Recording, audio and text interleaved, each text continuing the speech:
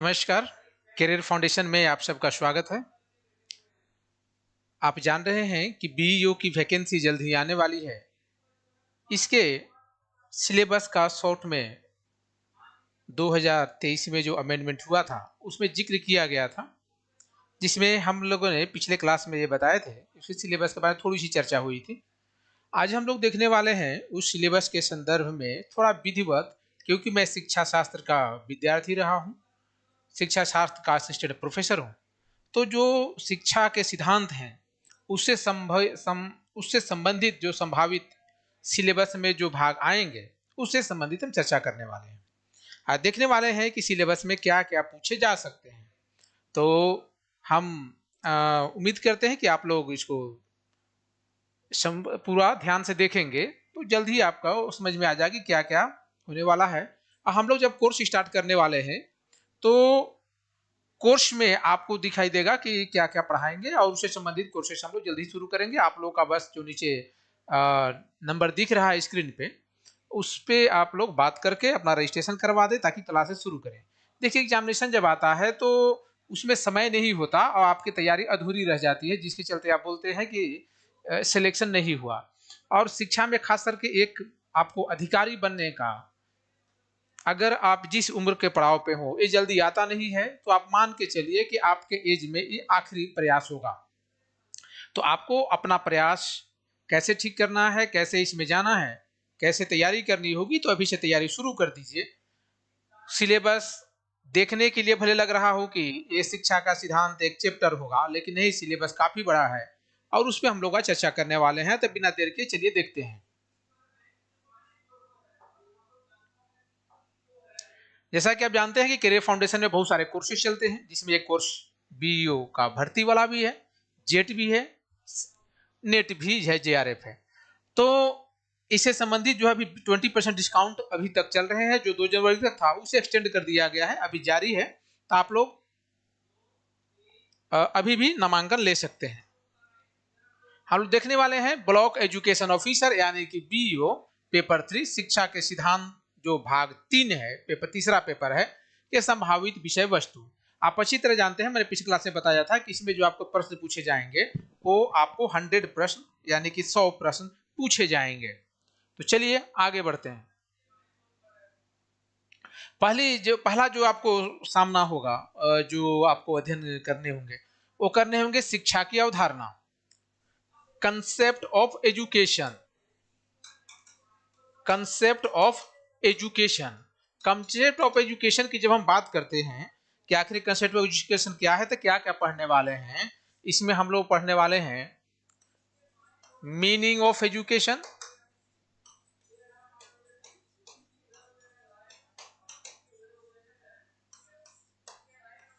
Definitions यानी कि परिभाषाएं।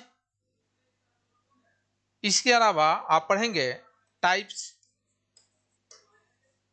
ये भी आपको देखने के लिए मिलेंगे। इसके अलावा आप जब मीनिंग देखेंगे तो भारतीय संदर्भ में देखेंगे, पाश्चात्य संदर्भ में भी देखेंगे। तो एक तो आपको आप देखने वाले हैं शिक्षा की अवधारणा।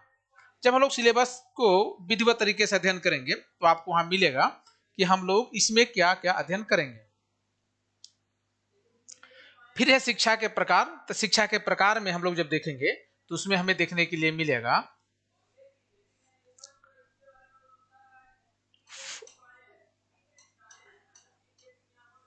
फॉर्मल,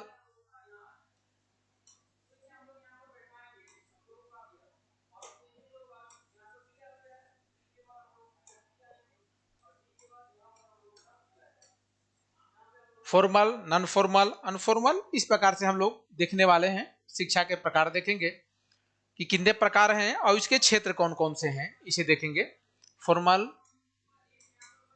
इनफॉर्मल भी बोल सकते हैं, नॉन फॉर्मल। ये शिक्षा के प्रकार हम लोग देखेंगे क्योंकि ये आपके सिलेबस के हिस्सा होंगे। हाँ, बीएड सेकेंड ईयर में है वो। देखिए, एलिजिबल बीएड सेकेंड ईयर में होने से नहीं है, आपके रिजल्ट तब तक आ जाना चाहिए जब तक एग्जाम फॉर्म आ रहा है, तो आप एलिजिबल हो जाएंगे। अब मैंने पहले भी बताया है कि बीईओ एक तैयारी है और सिलेबस बीईओ का हो या आपके सहायक अधीक्षक का हो, और जो मैंने बताए थे तीसरे 3 दिन पहले वीडियोज में, उसमें इस बात को मैं बताया था कि जो कौन कौन पद और आने वाले हैं, जिसमें एक स्टूडेंट ने कहा भी था कि सर आप गलत बोल रहे हैं कि ये नहीं है, क्योंकि आपको पता अभी तक यही तक है कि बीईओ की बहाली आ रही है। इसके अलावा और जो कोटि 2 और 3 के भी जो वैकेंसी हैं वो भी आएंगे, क्योंकि एनईपी 2020 लागू करना चुनौती है सरकार के लिए। सिर्फ बीईओ का पद भर देने से नई शिक्षा नीति 2020 लागू नहीं की जा सकती, इसलिए सारे संसाधन, मानवीय संसाधन जुटाने होंगे, तभी होगा। तो वो सब होंगे। चलिए आगे बढ़ते हैं।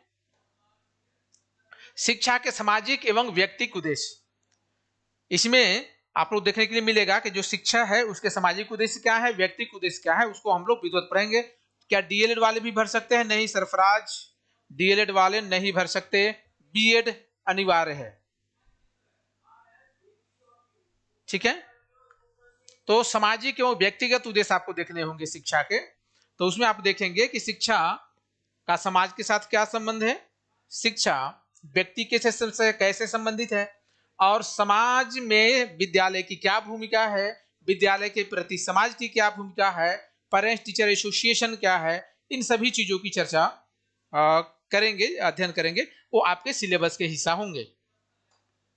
इसके बाद शिक्षा के अभिकरण या साधन, ये आपको देखने होंगे कि शिक्षा के क्या अभिकरण है और क्या साधन है। ये आपको देखने के लिए मिले, ये आपको कोर्सेज के अंदर आएंगे, ये आपको अध्ययन करने होंगे। और हम लोग जो कोर्स शुरू करने वाले हैं, जल्दी शुरू करने वाले हैं, हम लोग इनके सिलेबस का पूरा का इंतजार नहीं करेंगे, क्योंकि अगर उसका इंतजार करेंगे तो ये जल्दी सिलेबस न ये बनाएंगे न आप कोर्स कंप्लीट कर पाएंगे, बल्कि वे लोग जो अभी टीचिंग में हैं खास करके वो लोग ये कर लेंगे।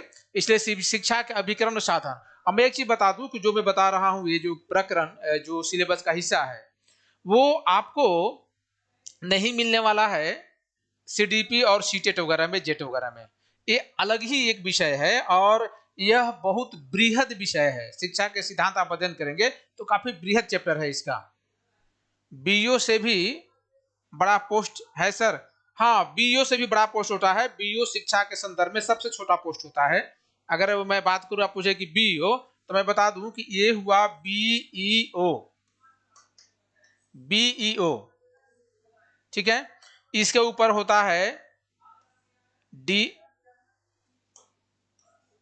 कुछ दिक्कत थोड़ा सा आ रहा है इसमें बोर्ड में, डीईओ, ठीक है।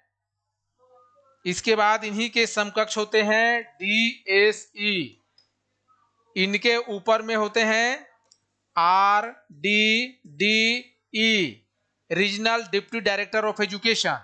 इसके ऊपर में होंगे डायरेक्टर, इसके ऊपर होंगे सेक्रेटरी, सेक्रेटरी सबसे नीचा पद है बीईओ, सबसे। बीईओ के समकक्ष ऊपर में होते हैं, थोड़े से सीनियर होते हैं, जिसको आप बोलते हैं एरिया ऑफिसर, एरिया ऑफिसर। इनके अंडर में करीब 3-4 या अनुमंडल स्तर पे कह दे या कहे कि 3-4 बीईओ इनके अंदर में होते हैं, जो एरिया ऑफिसर होते हैं उनके अंदर में। इनको आप स्कूल इंस्पेक्टर भी कह सकते हैं, स्कूल इंस्पेक्टर।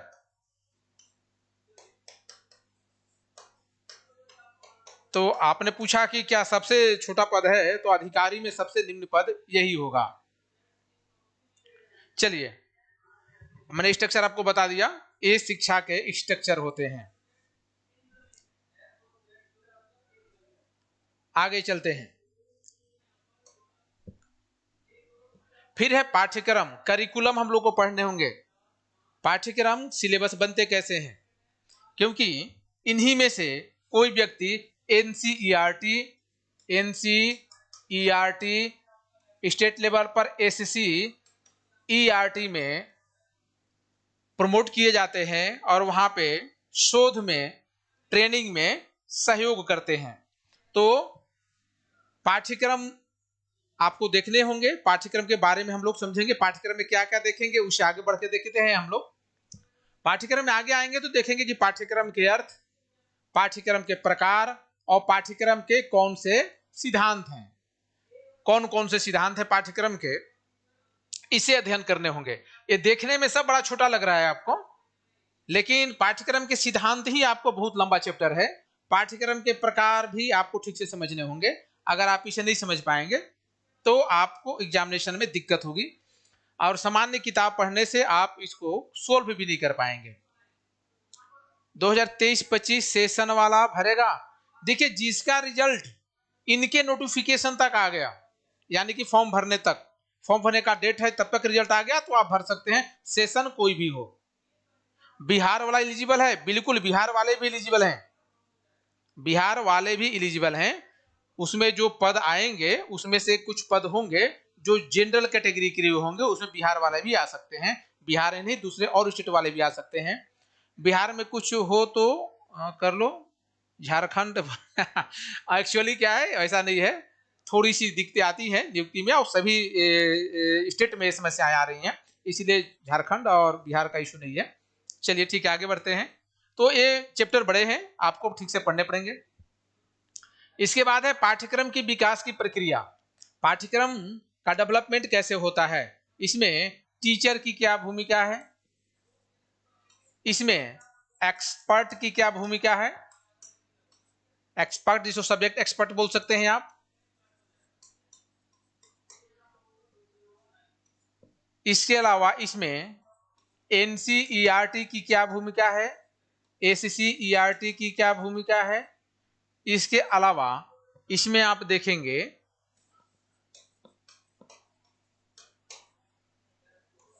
पेरेंट्स का भी ओपिनियन लिया जाता है और बच्चों के चाइल्ड सेंटर्ड कितना है, कि चाइल्ड सेंटर्ड नहीं होगा कोई पाठ्यक्रम तो वो पाठ्यक्रम, उस पाठ्यक्रम का कोई मतलब नहीं रह जाएगा। सर कब तक भरा जा, देखिए अभी एडवर्टाइजमेंट आया नहीं है, आने वाला है एडवर्टाइजमेंट, संभावना है मार्च में आ जाएगा, लेकिन सरकार इतनी तीव्रता के साथ काम करेगी कि लगभग जुलाई तक हो सकता है वो एग्जाम वगैरह भी ले लें। तो आपको तैयारी अगर रहेगी तो अभी आपके पास 6 महीने समय है, 6 महीने में आप अपने इस सिलेबस को कंप्लीट कर सकते हैं, अपनी तैयारी कर सकते हैं।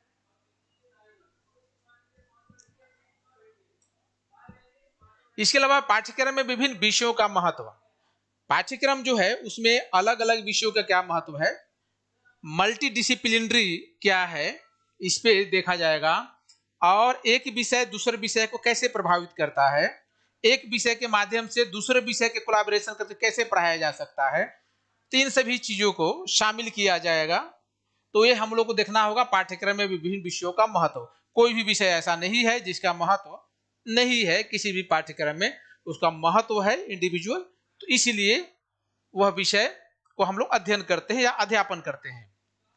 तो पाठ्यक्रम के विभिन्न विषय होंगे तो उसमें आपको स्ट्रीम होगा, जिसमें आप देखते हैं साइंस स्ट्रीम के भी होते हैं, सोशल साइंस के भी होते हैं, इसके अलावा ह्यूमैनिटीज होते हैं, लैंग्वेज यानी कि भाषा से संबंधित हैं, जैसे विज्ञान विषय, सामाजिक विज्ञान, मानवीय विषय, मानविकी विषय, भाषा, मैथमेटिक्स यानी कि गणित, इसके अलावा ललित कला जिसे आप फाइन आर्ट्स भी बोलते हैं, इसके अलावा परफॉर्मिंग आर्ट्स जिसे आप अभिनय कला बोलते हैं, इसके अलावा शारीरिक शिक्षा जिसे आप फिजिकल एजुकेशन के नाम से जानते हैं, फिजिकल एजुकेशन, इसके अलावा कंप्यूटर एजुकेशन, कंप्यूटर एजुकेशन, ये सभी विषय जो हैं इनके क्या महत्व हैं, कैसे एक दूसरे से संबंधित हैं, और छात्र जीवन में इनके क्या महत्व हैं, या जीवन में जो सीख रहा है इसकी क्या उपयोगिता है, ये सब आपको देखने होंगे। एग्जाम, हाँ एग्जाम एमसीक्यू होगा। मानिक आपने पूछा क्या, तो हाँ एग्जाम एमसीक्यू हुआ, सर ने भी कब से स्टार्ट हो रहा है। देखिए न्यू बैच जो है हम लोग जल्दी ही शुरू करने वाले हैं, अभी इंक्वायरी आ रहे हैं और उस इंक्वायरी के दौरान हम लोग ये हो रहा है, जब जल्दी फोन जाएंगे और हो जाएगा, तो आप लोग जल्दी से रजिस्ट्रेशन करा लें, हम लोग जल्दी से क्लास शुरू कर देंगे। हो सकता है हम लोग नेक्स्ट वीक से क्लास शुरू कर दें, रजिस्ट्रेशन का ठीक ठाक हो गया तो नेक्स्ट वीक से शुरू कर देंगे, क्योंकि हम लोग भी चाहते हैं कि आप लोग समय से नामांकन लें, समय से पढ़ें और समय से आपके जो है परिणाम आए और समय से आप जॉब में जाएं। इसके अलावा है पाठ सहगामी क्रियाएं, जिसको हम लोग को करिकुलर एक्टिविटी बोलते हैं, को करिकुलर एक्टिविटी, इसके बारे में जानेंगे और इसका क्या महत्व है छात्र जीवन में, या पाठ्यक्रम से कैसे संबंधित है, सीखने में कैसे मदद करता है, ये सब हम लोग देखेंगे। ये आपके पाठ्यक्रम का हिस्सा होगा बीईओ का। जीवन के विभिन्न क्षेत्र में शिक्षा, हमारा जीवन है और उसके विभिन्न क्षेत्र में शिक्षा का क्या महत्व है, व्यवसाय के दृष्टिकोण से क्या महत्व है, हमारा कौशल विकास से संबंधित क्या महत्व है, जीवन पर्यंत चलने वाली प्रक्रिया कैसे है, तो हमारे जीवन के विभिन्न जो क्षेत्र हैं उसमें इसका क्या योगदान है, नैतिक विकास में क्या भूमिका है, सामाजिकरण में क्या भूमिका है, शारीरिक विकास में इसकी क्या भूमिका है, ये सभी प्रकरण हम लोग को देखने होंगे। इसके अलावा जनतंत्र एवं शिक्षा, डेमोक्रेसी एंड एजुकेशन, हम लोग इसको देखेंगे, democracy and education, democracy and education, जिसमें हम लोग ये देखेंगे कि जो जनतंत्र है, जो लोकतंत्र है, उस लोकतंत्र शिक्षा को कैसे विकसित करता है और शिक्षा लोकतंत्र के विकास में क्या भूमिका निभाता है, डेमोक्रेसी किसे कहते हैं ये भी देखेंगे, डेमोक्रेसी किन शब्दों से मिलकर के बना है, इसका महत्व क्या है, इसकी डिफिनीशन को समझेंगे और लोकतंत्र के कुछ प्रकार को भी देखेंगे। तो चलिए आगे बढ़ते हैं। फिर हम लोग समुदाय एवं शिक्षा देखेंगे कि समुदाय की क्या भूमिका है शिक्षा के विकास में और शिक्षा समुदाय के निर्माण में क्या भूमिका निभाता है, इसे भी हम लोग देखने वाले हैं।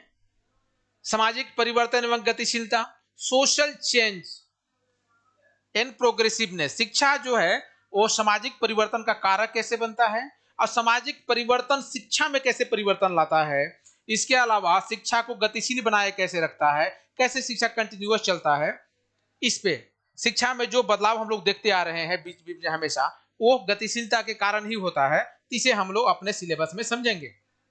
फिर है वैश्वीकरण एवं शिक्षा, हमारा जो शिक्षा है वह हमें वैश्विक स्तर पे कैसा चिंतन करने का मौका देता है। जैसे हम बात करें तो हम इसमें कह सकते हैं राष्ट्रीय एकता के संदर्भ में शिक्षा क्या कहता है, अंतर्राष्ट्रीय समझ के बारे में शिक्षा क्या कहता है, इन सभी चीजों को, अंतर्राष्ट्रीय संबंध के बारे में शिक्षा क्या करता है, वैश्विक स्तर पे जो चीजें आ रही हैं उसका शिक्षा कैसे प्रभावित होता है उन चीजों से, ये सभी देखने वाले हैं। सिलेबस में देखेंगे राज्य और शिक्षा, स्टेट, राज्य क्या महत्व है शिक्षा के विकास में। राज्य कोई नई शब्द नहीं है, राज्य पहले से भी चला आ रहा है। जब आप कह सकते हैं कि जब सम्राट राजा हुआ करते थे उस समय में भी, यानी कि साम्राज्यवाद के समय में भी आप कह सकते हैं कि उस समय भी शिक्षा हुआ करती थी। उस समय शासकों का क्या चिंतन था, जब देश आजाद हुआ इसके बाद लोकतंत्र में शिक्षा का क्या महत्व है और आज के संदर्भ में जनता शिक्षा से कैसे प्रभावित होती है, ये सभी चीजें हम लोग देखेंगे। इसके बाद राष्ट्रीयता के लिए शिक्षा, नेशनलिटी, राष्ट्रीय एकता को कैसे विकसित किया जाएगा ये हम लोग देखेंगे। और शिक्षा, कैसी शिक्षा राष्ट्रीय एकता को विकसित करती है और राष्ट्रीय एकता शिक्षा के सिलेबस के निर्माण में या उसके उद्देश्यों के निर्धारण में कैसे भूमिका निभाता है, ये सब हम लोग देखने वाले हैं। फिर देखेंगे अंतर्राष्ट्रीय अवबोध के लिए, यानी कि इंटरनेशनल अंडरस्टैंडिंग के लिए, हमारे अंतर्राष्ट्रीय संबंध कैसे बेहतर हो, हम अपने संस्कृति को दूसरे देश की संस्कृति से कैसे समतुल्य समझेंगे, उनके संस्कृति को भी कैसे महत्व देंगे। कोई भी देश, कोई भी मुल्क, वहां का नागरिक खराब नहीं होता, वहां की नीतियां खराब होती हैं। ये हम लोग समझेंगे इस विषय में। इसके अलावा भावात्मक एकता के लिए शिक्षा, इमोशनल इंटीग्रेशन के लिए शिक्षा क्या है कि हम लोग कैसे इमोशनली अटैच हो सकते हैं और कैसे अटैच करता है, कैसे एक दूसरे को हम लोग भावनाओं को समझते हैं शिक्षा के माध्यम से, और शिक्षा को भावनात्मक विकास में शिक्षा की क्या भूमिका है, इसे हम लोग देखेंगे। इसके अलावा सिलेबस में आपसे पूछे जाएंगे शिक्षा के दार्शनिक आधार, जिसमें हम लोग विभिन्न प्रकार के दर्शन देखेंगे, जैसे यथार्थवाद, आदर्शवाद, प्रयोजनवाद,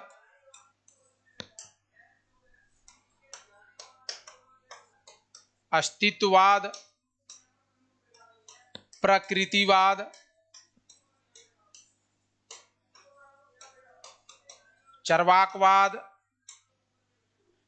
ऐसे बहुत सारे वाद यानी कि हम लोग दर्शन को देखेंगे। उसमें हम लोग देखेंगे पाश्चात्य दार्शनिकों के संदर्भ में भी पढ़ेंगे, पाश्चात्य दार्शनिक, और फिर देखेंगे भारतीय दार्शनिक, भारतीय दार्शनिक। तो दोनों हम लोग देखने वाले हैं, पाश्चात्य दार्शनिक और भारतीय दार्शनिक, और दर्शन के बारे में भी देखेंगे।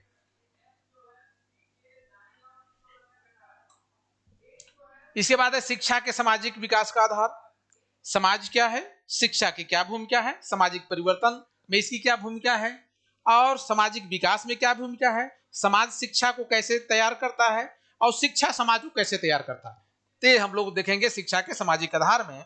अब ये काफी सब गहरा चैप्टर है, जिसे हम लोग देखेंगे। फिर हम लोग देखेंगे शिक्षा के मनोवैज्ञानिक आधार। शिक्षा के मनोवैज्ञानिक आधार भी अपने आप में काफी बृहद है, जिसमें हम लोग देखेंगे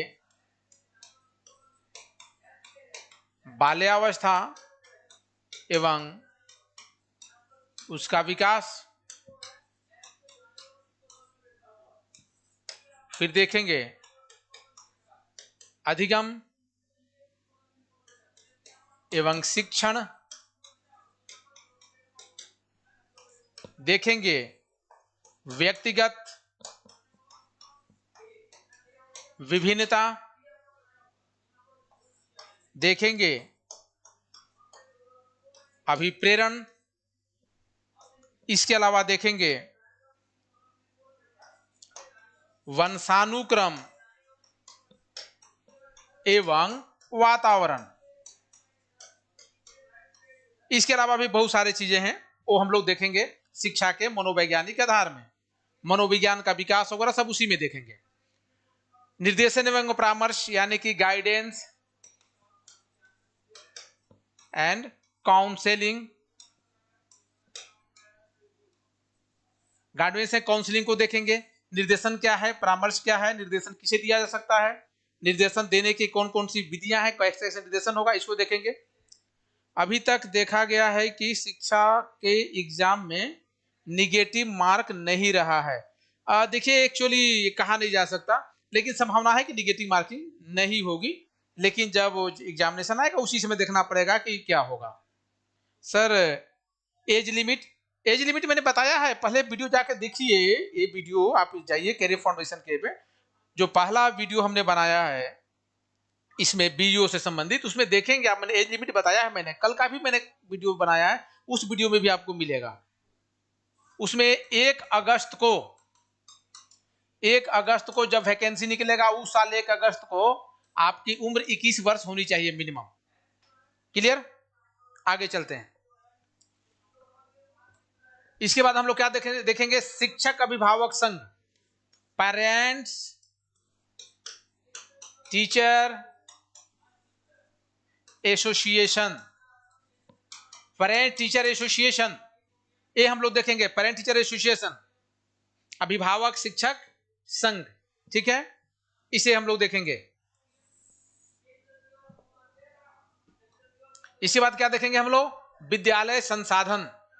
विद्यालय संसाधन की बात करेंगे तो विद्यालय में जो कुछ भी हम देखते हैं, जो विद्यार्थियों को पढ़ने में सुविधा प्रदान करता है, विद्यार्थियों के सर्वांगीण विकास में सुविधा प्रदान करता है, वो सभी संसाधन हैं। संसाधन देखेंगे तो संसाधन दो प्रकार के हमें देखने के लिए मिलते हैं। एक है भौतिक संसाधन, जिसमें आप बिल्डिंग, बस, फर्नीचर, बेंच, डेस्क, अलमीरा, इसके अलावा विद्यालय भवन, क्लासरूम का साइज, वहां का एटमॉस्फेयर, ये सभी भौतिक संसाधन हैं। इसके अलावा जैसे ये मैं बोर्ड की बात करूं, भौतिक संसाधन है, पुस्तकालय भौतिक संसाधन से संबंधित है। इसके बाद दूसरा संसाधन जो होता है विद्यालय में, वो होता है मानवीय संसाधन। मानवीय संसाधन में कौन होंगे? जितने मनुष्य उसमें काम कर रहे हैं, शिक्षक, प्राचार्य, वहां के अकाउंटेंट, लाइब्रेरियन, ये सभी क्या है, यहां तक कि बस का ड्राइवर, यहां तक कि आपका प्यून, ये सभी हम ही लोगों के लिए है, यानी कि विद्यार्थियों के विकास के लिए ही है, इसलिए वो मानवीय संसाधन के अंतर्गत आएंगे। उसका प्रबंधक, वे सभी आएंगे मानवीय संसाधन के रूप में। इसके बाद आपको आएंगे स्वास्थ्य शिक्षा, हेल्थ एजुकेशन से संबंधित भी आपको प्रश्न उसमें रहेंगे, ये सिलेबस के अंदर में आएगा। आप में क्लास कब से स्टार्ट हो रही है सर? एक्चुअली अक्सर क्लास जल्दी शुरू होगी। आप पहले जो नीचे जो नंबर चल रहे हैं उसको फोन कीजिए ऑफिस में, ऑफिस आवर में आप फोन करके अपना जैसे ही आप लोगों का संख्या ठीक ठाक हो जाएगा, हम लोग क्लासेस शुरू कर देंगे। क्लासेस हम लोग हो सकता है नेक्स्ट वीक से शुरू कर दें। बस आप लोग का इंतजार है कि एक सफिशिएंट नंबर आप लोग का आ जाए हम लोग के पास, तो हम लोग क्लासेस शुरू कर दें। इसके अलावा आप लोगों को समावेशी शिक्षा, इंक्लूसिव एजुकेशन,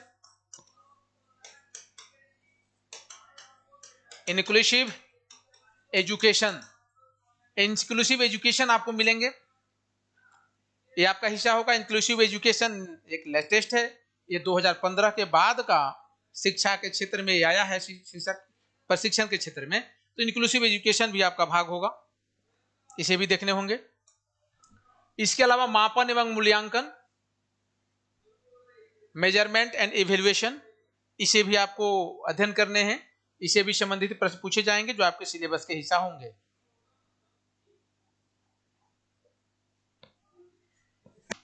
पूछा है अपना कि मैक्सिमम एज क्या होगा, तो मैंने बताया मैक्सिमम एज आपको अप्रोक्स 45 मान के चलिए। शिक्षा तकनीकी, एजुकेशनल टेक्नोलॉजी, हम लोग टेक्नोलॉजी के संदर्भ में देश हमारा काफी आगे बढ़ रहा है। वैश्विक स्तर पर एक शिक्षा समूह ही पूरा आगे बढ़ रहा है, इसलिए एजुकेशन में भी टेक्नोलॉजी की जरूरत है और एजुकेशनल टेक्नोलॉजी को हम लोग ठीक से समझना पड़ेगा। इसके अलावा एजुकेशन टेक्नोलॉजी के साथ एजुकेशन टीचिंग टेक्निक, इसके अलावा टीचिंग स्किल, ये सभी चीजें हम लोग को देखने पड़ेंगे। तो बहुत बृहद सिलेबस है। अधिकारी बनना आसान नहीं है। जब आप सिलेबस अगर समय से कंप्लीट कर लें, ठीक से पढ़ लें, असेसमेंट एवेल्युएशन हो जाए, तो आप अधिकारी बन सकते हैं। फिर अंत में आपसे पूछा जाएगा शिक्षा में शोध से संबंधित व्यक्तिगत अध्ययन, यानी कि केस स्टडी, और दूसरा आप एक्शन रिसर्च। क्योंकि जब आप एक अधिकारी बन रहे हैं, आप जब विद्यालय जाएंगे तो आपको इस बात की जानकारी होनी चाहिए कि व्यक्तिगत अध्ययन और क्रियात्मक अनुसंधान क्या है, शिक्षक कर रहे हैं या नहीं कर रहे हैं। क्योंकि NEP 2020 एक्शन रिसर्च और केस स्टडी पे जोर दे रही है। तो यदि आप ऐसा अगर आप अधिकारी बनते हैं, आपको इस बात की जानकारी नहीं है, तो आप कैसे जांचेंगे? जिसमें आपको एक आएगा पोर्टफोलियो,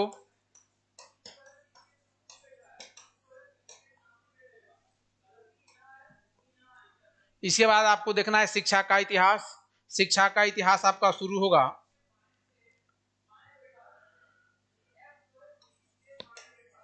वुड डिस्पैच से शुरू होगा, जो NEP 2020 तक हम लोग आएंगे शिक्षा के इतिहास को, कि आपको 1854 से लेकर के 2020 तक का शिक्षा के इतिहास को जानना है कम से कम। इसके अलावा भी हम लोग कुछ पहले के ये को देखेंगे। हो सकता है कि ये तो कंपलसरी होगा कितना आपको पढ़ने हैं, लेकिन इसके अलावा भी हम लोग कुछ देखेंगे कि ताकि आपके प्रश्न छूट न जाए। तो ये हम लोगों को पढ़ने पड़ेंगे, जिसमें आप NEP 2020 आने से पहले आपको पढ़ने पड़ेंगे विश्वविद्यालय आयोग, आप पढ़ेंगे मुदालियर आयोग, कोठारी कमीशन, और शिक्षा में जितनी समितियां बनी हैं सुधार के लिए, वो सभी समितियों को आप अध्ययन करेंगे। इसके अलावा आप नई शिक्षा या राष्ट्रीय शिक्षा नीति जो पहली 1968, दूसरी 86 NEP 86 वो, और तीसरी NEP 2020, ये सब पढ़ने होंगे। एक से बाद आपको पढ़ने होंगे RTE, शिक्षा के अधिकार। इसके बाद इसके अलावा आपको पढ़ने पड़ेंगे SSA, नया वाला समग्र शिक्षा अभियान, समग्र शिक्षा अभियान। इसके अलावा आप क्या पढ़ेंगे? इसके अलावा आपको देखने पड़ेंगे FLN देखने पड़ेंगे, ECC ये देखने होंगे। तो ये बहुत सारे इसके थोड़े बृहद कोर्स है, मैंने आपको बता दिया, तो आपको तैयारी करने पड़ेंगे। पेपर 3 के लिए कोई बुक भी बता दीजिए सर। देखिए ये मैं बता रहा हूँ, ये मल्टीपल बुक हैं, अभी से कोई मार्केट में बुक आया नहीं है, लेकिन जल्द ही बुक आएगा और वो बुक आप लोग ले सकते हैं, हम रिकमेंड करेंगे। अभी आप लोग जो है जल्दी से हो सके अपना रजिस्ट्रेशन करा करके क्लासेस शुरू करवा लीजिए, क्योंकि क्लासेस आपको समय से करेंगे तो ही आपको बुक काम आएंगे। अगर आप क्लासेस में ठीक से नहीं समझेंगे तो बुक से आप नहीं समझ पाएंगे। अब जैसे मैं बताऊं अगर बुक के बारे में, तो मैंने जितना सिलेबस ये किया है, ये लगभग आपको 12 से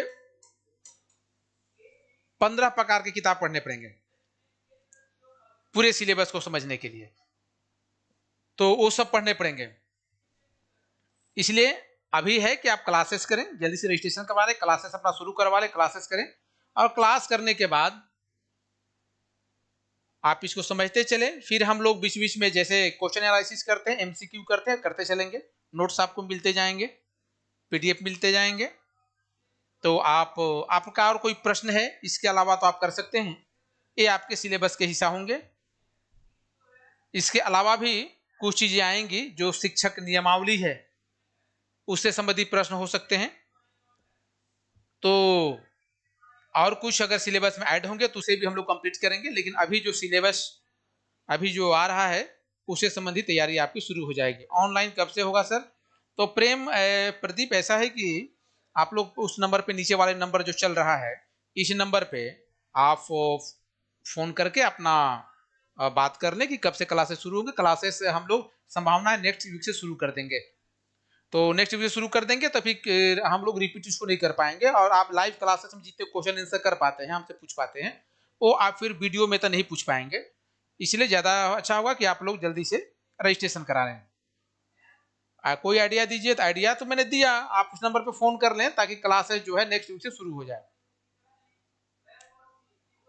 तो चलिए, और कुछ आपके प्रश्न हैं तो समझ सकते हैं। बाकी जो पेपर 1 और पेपर 2 मैंने पेपर 3 आपको बताया है। ये 3 भाग में इसके सब पेपर हैं। पेपर 1 जिसमें जनजातीय भाषा है, पेपर 2 जिसमें सामान्य ज्ञान और कंप्यूटर शिक्षा है, और पेपर 3 जिसमें आपको शिक्षा के सिद्धांत हैं। मैंने आपको जो बताया, मैं बता रहा हूं, वो पेपर 3 है जो शिक्षा के सिद्धांत से संबंधित है, तो इसे आपको देखने होंगे। इसके अलावा भी हम लोग कुछ और गहराई में चलेंगे। तो चलिए, आज सिलेबस हम लोगों ने एनालिसिस कर लिया, बाकी जो होंगे आप लोगों को हम अगले जब क्लास शुरू करेंगे तो उसे बताएंगे। और कुछ लगेगा कि सिलेबस में कुछ परिवर्तन है, कुछ ऐड हो रहा है, तो उसे लेकर के वीडियो लेकर के हम आएंगे। चलिए, मिलते हैं अगले क्लास में। हाँ, पेपर फर्स्ट तैयारी कैसे करेंगे? एक्चुअली जो देखिए झारखंड में वैकेंसी आई है, तो आपको झारखंड की जो भाषाएं हैं जनजातीय भाषा, उन्हीं जनजातीय भाषाओं में से आपको कोई भाषा को चुनना होगा, और उसमें जो भाषा आपको आसान लगे, जिसमें आपको जानकारी है।